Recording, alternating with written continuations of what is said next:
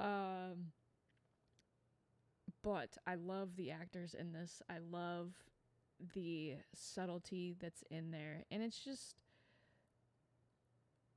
incredible to see something, like the original trilogy, the OG. You think back to A New Hope, back in the 70s, right?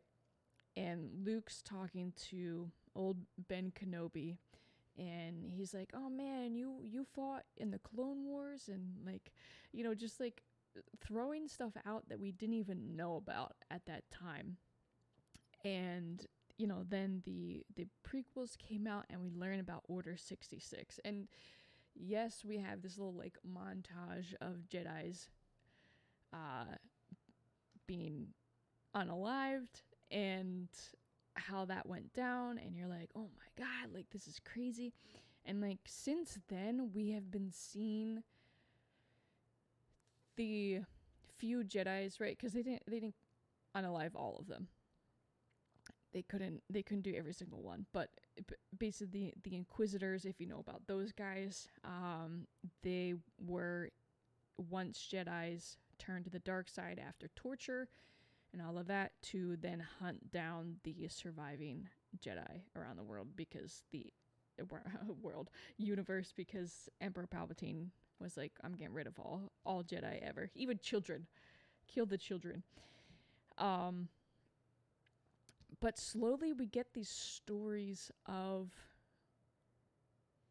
just the trauma, I guess, that people lived through, and it's absolutely incredible to me, to just see all of these different stories and how different people tried to survive that trauma, and like most of them just cut themselves off from the Force and didn't want to have anything to do with the Force. And it's just, this story particularly is really incredible to see, and just to see how, because right now we have two past Jedi, and Cal's kind of tapping back into the Force. He shut himself off, due to survive for 5 years. He's like, no, I'm not thinking about it. And slowly he's learning. And as we go through this game, you'll see how he deals with that trauma and how that trauma comes back to him. And I think it's a really, really powerful story to tell about trauma, because I can't really think of like a more outright traumatic story where it's like you are being hunted down and killed because of who you are.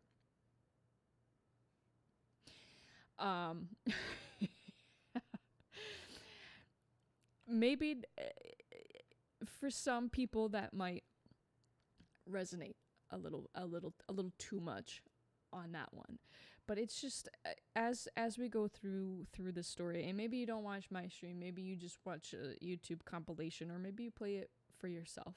I just think this is an incredibly powerful story, and I am so glad that they did this game and that it kind of unfolds the way that it does, because we see how Cal is dealing with his trauma, and we see how Cere is dealing with her trauma, in that she said, nope, not doing it anymore.